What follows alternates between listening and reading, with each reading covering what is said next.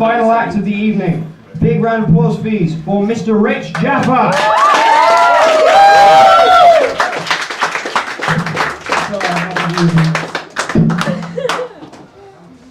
Right, I am from Worcester. Why didn't you shout when I asked earlier? I was toilet. You were a toilet? Oh, the comedians in the room. I am from Worcester, and I take pride in being from Worcester, but I don't take pride in the good side of Worcester. I like the shite. I like the bad side of things because they're infinitely more interesting. Like, the most exciting thing before the Olympic torch came to Worcester that brought us together as a community, fucking new Asda.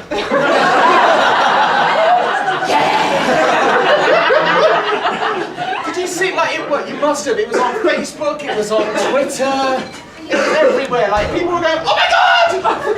More of the same shit! Because that's what it was, people were asking me, saying like, have you been to the new Asda yet? No. Don't you want to know what it's like? I already do. It's like Sainsbury's, but green. But, no, like, I found out through Twitter the day that Asda opened, because I saw, I had to decipher this, but I saw one of my favourite tweets ever, which was, OMG Worcester, WTF, new Asda, hashtag amazeballs, LOL, You should always put that noise on the end of a tweet, like just go, I know it sounds like the other tweets that say, But no, the reason you should do this is because you can add anyone and you can make them say, I have had many a fun conversation with the official account of David Cameron. Yes, we will build up the economy. I will get you jobs. But I did go to Asda, and I can't really understand the hype about it because I was more distracted by watching the people. I like people watching, which is code for pervert, I guess. It is, and I am. But And we know. Pretty crap, to be honest. I'm telling everyone. But no, I went to the door and I promised there was a family there. Like they were having a family day out to Asda. Not to picnic, not to barbecue, to Asda. It's like, even the kids were like, Mommy, we want to play. No, Asda. They've probably got a playground. But and they all went in, and the first thing, everyone that sort of went to the new Asda, I think, that I saw at least, they all did this thing. They walked through the door, and they acted as like they just walked into Narnia. Like just.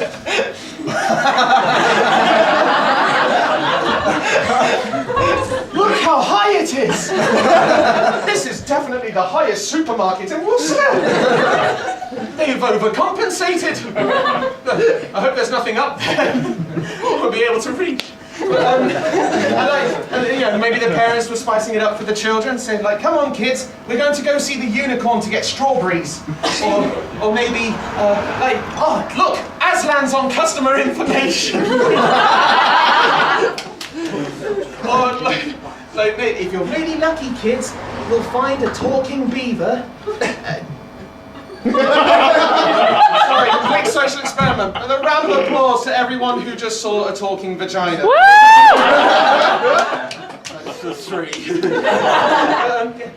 We could go see a talking beaver. Maybe they'll tell you something really nice. Like Dad probably just. Last time I saw a talking beaver, I married the. That was incredibly sexist and unfair. I'm not sorry, but I was pointing it out for you. Like I say, I like people watching. I think the best time to go people watching isn't during the day. It's at twilight and dusk and that sort of time, because all the slightly stranger things happen then anyway. Like you see in the films, whatever else. But I was on my way to Velvet for Rock Night. And that was the most rock and roll response. Yay! I was on my way to Velvet, and there were some very underage slags. Boys, no, we get to them. But no, they were talking about their exams. I think they just finished college around 16, 17, and they were going out to get pissed because that's what young people do now. And they were walking up the high street, and they were disguising their age very well by singing about the college that they came from. Just, if you're from Royal Grammar, clap your hands. If you're from Royal Grammar, clap your hands. If you're from Royal Grammar and you're drinking and you know it, if you're from Royal Grammar, clap your hands. And that was their cunning disguise. But there was one lad in particular who was just my favourite, because all right, I was there following a group of 16 to 17-year-old boys. And I found myself taking notes of the pulling technique of one gentleman, who his thing was like, he would see a woman that he was obviously attracted to, or all of them that were walking up the high street, and he would do this. He would walk along, hey! And wait. Like, as if to say, like, well, I've done my bit, but your turn. And I think it's the Eddie Grant method of pulling, because we're going to rock down to Electric Avenue, and then we'll pull some women. Oi! You have no idea how proud I am that I got an Eddie Grant song into. I wanted to do that for a while. Wow, what else? Oh, his mate, in all fairness to him, pointed out his shortcomings. Like, he wasn't getting anything. And because his mate, just after a while, there's about 3 or 4 of these sort of, oi! And his mate just goes like, Bobby, I don't think it's working. And Bobby, to his credit, went, no, you're right there. So his education hasn't been wasted. But what else? Also, I was walking to her friends just to just chill out. We ended up playing guitars on the balcony and stuff. It was quite nice. It was good. She's struggled to learn the Seven Nation Army song, but she's got talent. I'm gonna sit on you. Slightly scared, but anyway. But yeah, and whilst I was on the way, I walked past some females of the tracksuit wearing persuasion. And they were describing their families and the magnitude of their families. They were saying, like, the one was like, nah, see, I've got a big family, I have.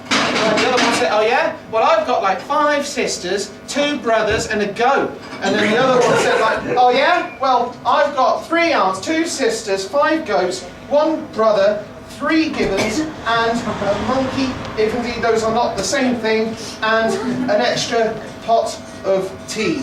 That was the worst freestyle I've ever done. And then a friend just like, it sort of topped it off. Like, she just said, oh yeah?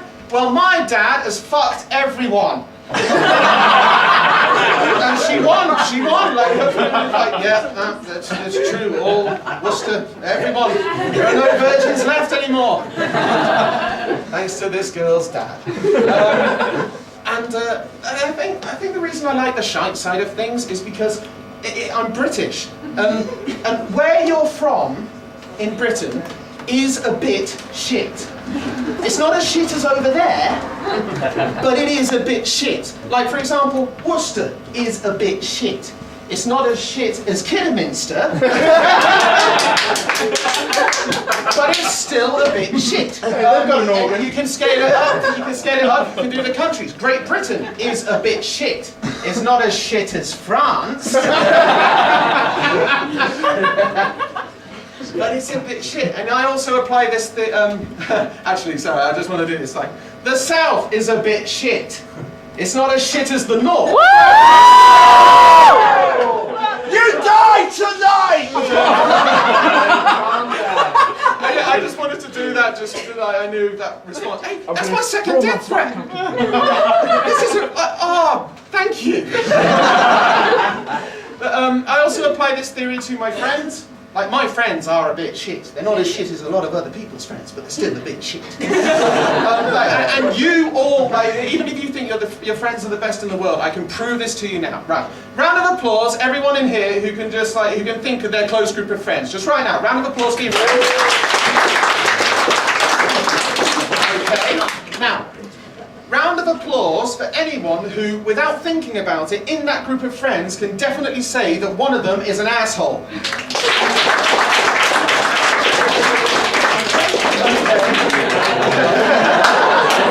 Sorry, can all the resident assholes stand up in the room, please, so we can applaud them, Jack?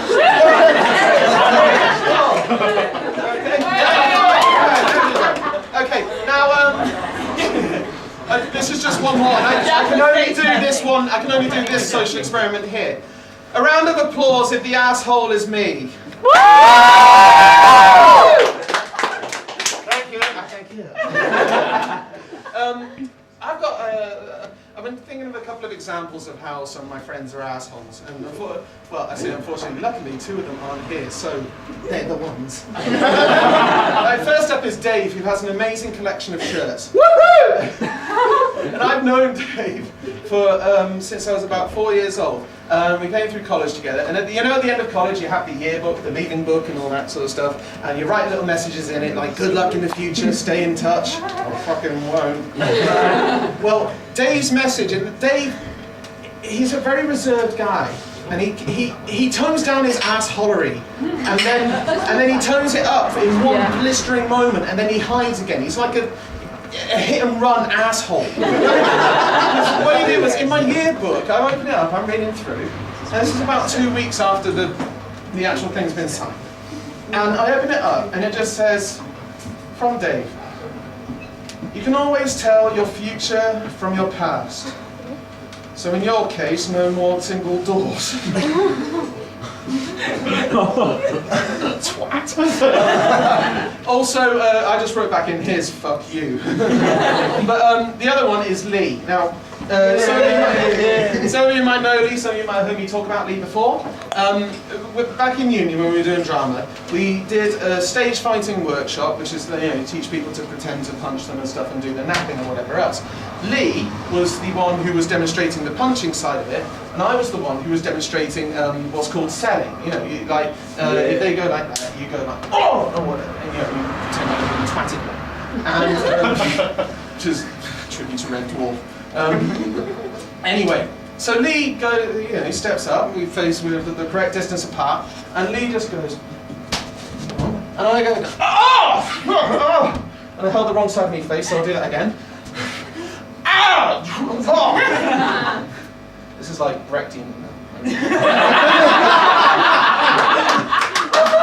So I got Brechtian to stand up. And Lee goes, "Now, you'll notice how well Jaffa sold that." And he went, "Yeah, that's because you fucking hit me." And that's my best friend. My best friend punched me in the face and tried to pass it off as talent. So that'd be the sorts of friends I have. I'm sure I'll be back at some point with more asshole stories. Something else I've been doing recently is I've started to learn to drive. Oh dear. Oh, crap. Yep. I am allowed on the road under careful, strict supervision. I remember the first lesson, because my driving instructor is, he's a guy called Moss, and he's amazing, because he's normally you think of your driving instructor, you might have like sort of this kind of like slightly older fellow or woman, and they got a clipboard or a thing like that, or whatever else, and then quite sort of bland. This guy is an eccentric, like cigar-smoking Egyptian.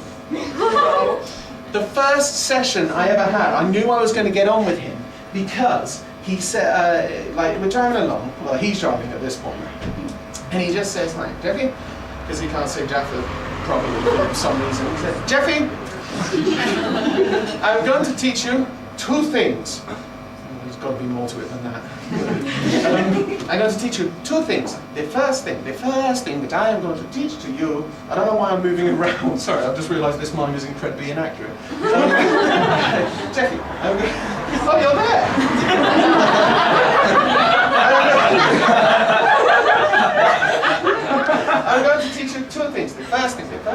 I'm going to teach to you is how to be a driver. You know what I mean by this, Jeffy? Someone who drives a car? Yes, well done, Jeffy. Like he's either patronising me or he's very sincere about this. The second thing that I'm going to teach you is how to pass the test. Because to pass the test, you do not need to be a driver. You just need to know how to pass the fucking test. Which I have heard this. He said, and he demonstrated, he gave me examples. He said, like, look, this man driving along here, he is a driver, yes? Yes. Why is that, Jeffy? Because he drives a car? Well done. Could he pass the test? No. Why not? Because he hasn't practiced recently. Well done. This woman here, she is a driver, yes? Yes. Swap seats. She is a driver, yes? Yes. Could she, why is that, Jake? Because she drives a car. Well done. Could she pass the test? Yes. No, sorry, no. Why not, Jeffy? Because she hasn't practiced recently? No. It is because she is a woman. I joke, Jeffy! I joke, Jeffy! I just thought, like, I caught up with what you were saying, and just like, after that, we've just got on fine. Third lesson in, he got me out driving around town. And to get me used to identifying hazards, we played what he has dubbed the dickhead game. Jeffy, if it is safe to do so, and you see a hazard, you're allowed to take one hand off the wheel, point at it, and go, dickhead! So, a couple of examples. That man who just cut that car up. Dickhead! The parents letting the children play on the road which you just ran over. Dickhead! All BMW drivers! Dickhead! And but something else about Moss. He likes to be right. He likes to be smug, and to be smug, he needs to be right. And for that to happen, I need to be wrong. So, and I climbed onto sort of his games and his methods, so I started to get a lot of things right. So what he did was, just the 1 week, he just hands me the highway code. Just goes, Jeffy, learn this. I was like, all right. What? How long have I got? You have 1 week to learn the highway code, and I'm going to test you. If you get my questions right, I will give you £10. I was like, oh, money. Okay, game on. And so, a week later, Jeffy has learnt the highway code, so he thinks. And Moss says, Jeffy, have you learnt the highway code yet? I was like, yeah, I'm ready for you. I was like, okay. So I guarantee you there is one question you're definitely going to get wrong. I was like, all right, I'm only going to ask you the one question. About an hour into the test, into the lesson. He says, Jeffy, I'm thinking this is it, I'm ready for you. Jeffy, if there are no signs telling you otherwise, what is the speed limit on a single lane carriageway? And I said, 50. And he said, no. And I said, yes! And he said, no, Jeffy. I was like, it is, it's in the book. Ah, the book, yes. There is something I forgot to tell you last week. Oh yeah. In the entire history of the Highway Code, there has only ever been one misprint. One edition. And that is the edition that I gave to you last week.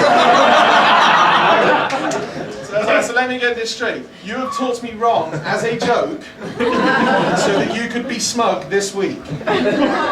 Yes! So, I was thinking as well, like, for this, because like these guys, like, by the way, can we have a round of applause for the acts tonight, because they have been absolutely...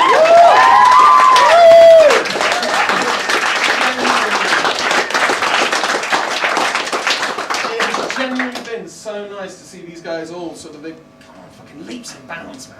And it's just like, I'm having to make an effort now. So I thought, like, right, I'm going to have to pull something out the bag on this one. What is the funniest thing I have?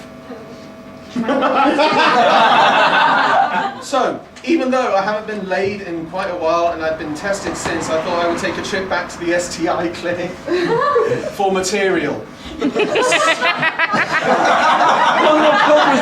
Picture the West. You can imagine my surprise when I found out something was wrong. I turn up to the clinic, and the first thing I think is, okay, this is apparently the more intensive one. I turn up to the clinic, I think it'll be a nice discreet service, and I'm wondering which building it is, and then I see the big sign saying, Sexual Health Clinic! Well, there's going to be no confusion as to what's going on in here. And I get into the reception area, and it's an area of tension, and I cannot resist exploiting said tension. Now, if something is making you ill, or something is getting you down, or there is something wrong with you in any sense, they always tell you to be positive. I might have overcompensated a little bit when I walked through the doors and I just went, guess who's got laid, fuckers? You know what? You all better duck. Because I'm about to turn left, and I don't want to smack you with my dick. At which point, the nurse who was behind the reception said, that's very good, could you fill out this form, please? So I fill out the form, handle all the stuff in, and say, good, you'll be you'll be going in a minute. So I go, doctor comes in, puts me up. Whilst I'm waiting, by the way, there's a 15-year-old girl sat nearby, and I might not have helped her situation by leaning over and going, so did you have sex too, did you? I felt bad afterwards, but at the time it was beautiful. And so I go, the doctor comes, he takes me into the room, lays me down, and he says, right, we'll do a blood test, because I need to test you, did you know what the blood test is for? And I was like, yeah, it's for like the sort of syphilis, gonorrhea, that sort of, all that sort of stuff. And he says, yes, but mainly it's gonorrhea, chlamydia, hepatitis, it's like something like syphilis, hepatitis, AIDS, or whatever else. And there's 4 of them. And he said, so I'm going to test you for the big 4. You know what the big 4 are? And I was like, yeah, of course, Metallica, Megadeth, Slayer. And no Sonisphere. No. Anyway, so the next thing he does is he says, right, just drop your trousers, your pants obviously, lay down, and we'll get to it. Which was not quite the phrase I was hoping for to be dead. So he's there, holding my dick, and he suddenly goes, oh. What? Fuck do you mean, oh? It's like turning up to a car accident and going, oh, shit! The fireman just going like, I'm out, goodness, I can't handle this, it's fucked up. He goes, oh, okay. The good news is you don't have genital warts. Oh, well, thank God for that. What is it? He goes, it's a blemish. What the fuck is a blemish? Well, it's basically, it's like a wart, but not warty. I was thinking, like, this is you didn't spend much time at med school, did you? It's like one of Maggie Thatcher's incomprehensives.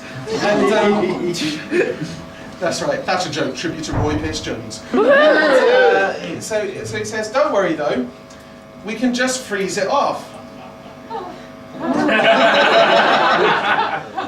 Like, now, I wanted to argue, I really did, because I thought it was fine. Like, it can't infect anyone, it's just literally just looked fucked up, is the only way to describe it. I just thought, like, I'm not going to argue with a man who has got my balls and my dick in his hand. Sorry, I'm adjusting it. Yeah, that's better.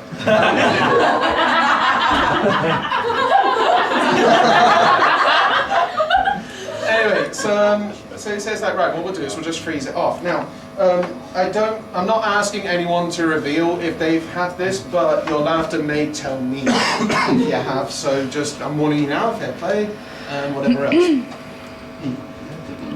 He brought out an item which I've seen before, as a blowtorch. But it's I know I felt the same.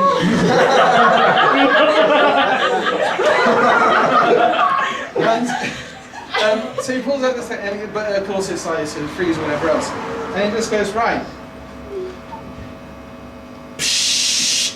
And I was like, that is fucking weird. And he goes, right, we're going to have to do it 3 times. Watch! We're going to have to do it 3 times. Like,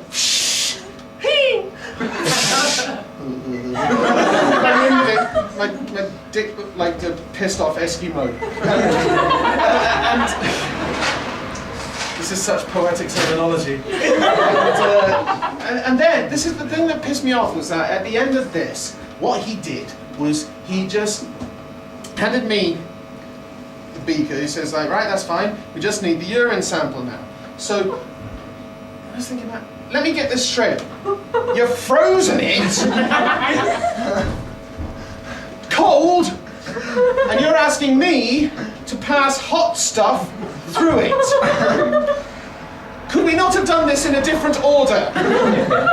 Because the equivalent, the analogy that I can only come up with in my mind is everyone knows the villain, Mr. Freeze, in Batman. Yeah. The only way, this is like Mr. Freeze using his icy death ray, freezing Batman, and then spoon feeding him curry as a torture.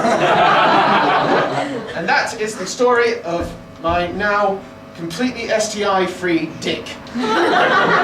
So, right, now, that is the end of my actual sort of the material that's come from me. I've got a couple of, I haven't seen many comedians tell many pub jokes for a long time now, and I kind of miss that, so I've got 3 of them for you. And if you've heard them before, just chill the fuck out. You listen to the same music again and again, and you don't give them shit apart from the Rolling Stones, because they've had 7 farewell tours and the 8th is on its way. But okay, so this is the first one. I was talking to a girl the other day, and she said, I'm really excited. And I said, are you? Why? She says, tomorrow I'm going to see my gynecologist. I was like, why the hell are you excited about that? Not many girls get excited by that. She says, mine has Parkinson's. Sorry, I just wanted to tell that for that sound. Wrong Michael Fox.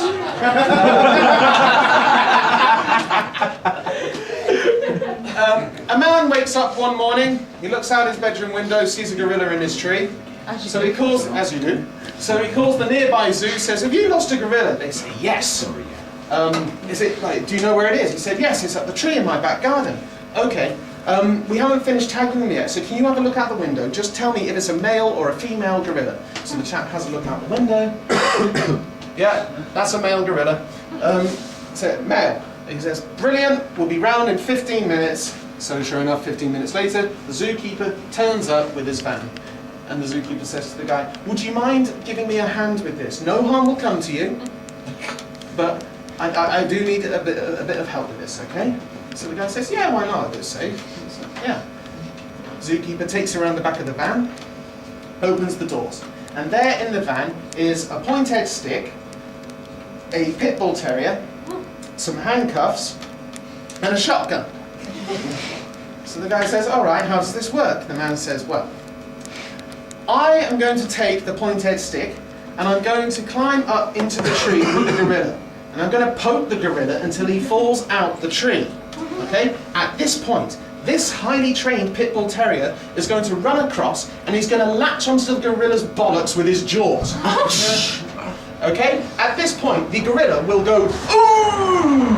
And he is completely defenseless because he's got a pit bull on his bollocks. So what you do is you run over and you can put the handcuffs on him and he'll be completely docile after that. So the guy says, okay. Zookeeper says, any questions? And he says, yes. What's the shotgun for? The man says, I am glad you asked me that. If I fall out the tree first, shoot the dog. A lovely masculine laugh there. And I have one more joke, and this is my granddad's favourite joke, and he always used to substitute himself into the jokes. And I think this is probably where I get a lot of my storytelling sort of feel from this stuff. So, my granddad and his two mates, Steve and Bill, they're down the pub, and they're talking about what it's like getting old. And Steve pipes up and he says, you know what? Ever since I could turn 60, I keep waking up 6 o'clock every morning because I'm dying to piss. And I get to the toilet and I'm there straining, nothing will come out. I'm just like, pulling orgasm faces. And all that happened after that is just half an hour later, just clip. And that's it. Sorry, was that Steve or Bill?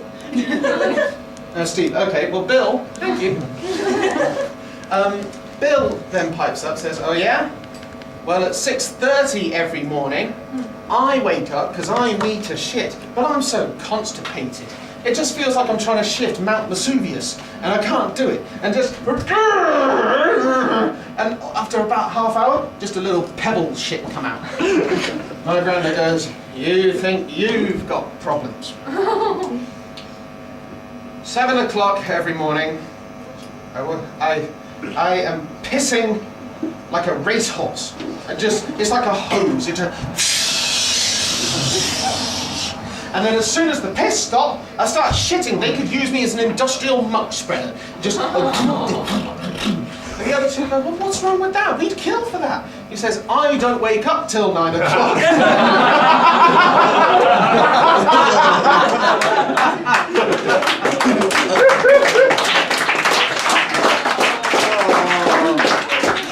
I promise you the end is in sight. I've got a little bit of an audience participation song, and then a quote from the landlord, and then that'll be that. So, this song, by the way, is going to be performed in the style of Bob Dylan. Basically, it's going to be out of tune, the words won't be right, and neither will the notes. And the song is called Living Next Door to Alice, for those of you who know it. If anyone does know it, if anyone knows the chorus chant, please feel free to shout it out, and everyone else feel free to join in. Song for shit. That's why I was in loco. They tolerated me slow. Sally called when she got the word. She said, I suppose you've heard about Alice.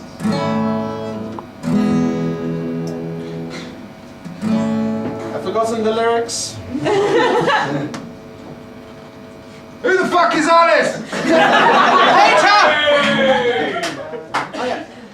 I ran to the window and I looked outside after about 15 minutes.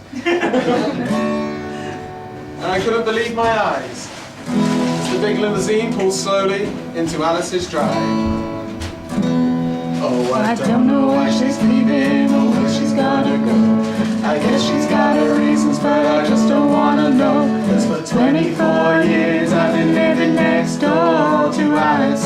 Alice? Who the fuck is Alice? 24 years just waiting for a chance to tell her how I feel and maybe get into her pants. Now I gotta get used to not living next door to Alice. Alice? Who the fuck is Alice? Something goes here. It's doing so well. Oh yeah. Grew up together, 2 kids in the park. Carved our initials deep in the bar. Me and Alice.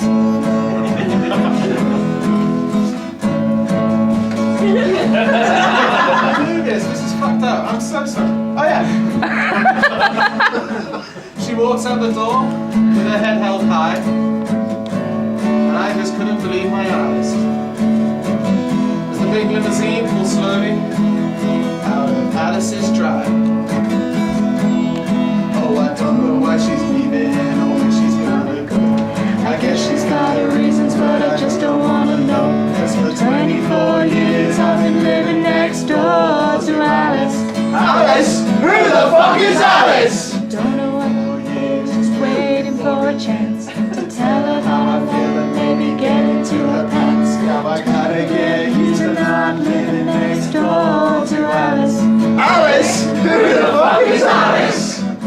I called back, she asked how I felt. She said, I'm fucking ecstatic, I found the lyric. She said, I think I know how to help. Get over Alice. Now Alice is gone, but I'm still here. I've been waiting 24 years. And the big limousine disappeared. And we had lots of vigorous sex rampant all night long. Last time now. Oh, I Don't know when she's leaving or when she's gotta go.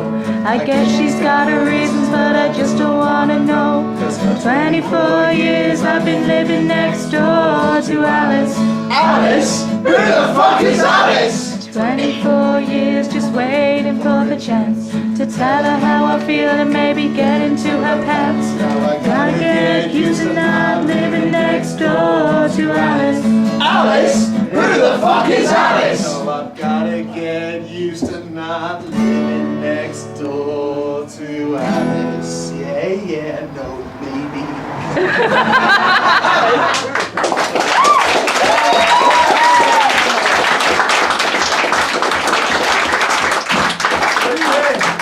Thank you for bearing with me through that. It's actually been nice to believe it or not get up on stage and hold people at hostage.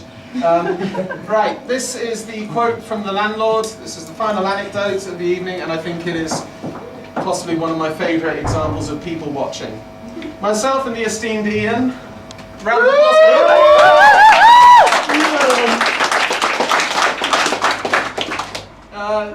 Most of you lot were here for this, but you didn't see us because we were just a little bit aloof in the smoking area watching a couple trying to get together. And the guy was very nervous about it, and it wasn't helped by the fact that a lot of people were acting as paparazzi and sort of going, go on, go on, go on. And Ian's summation of this was he just goes, ah, young Jaffa. Look at this. It's like watching a dog try to fuck a sofa.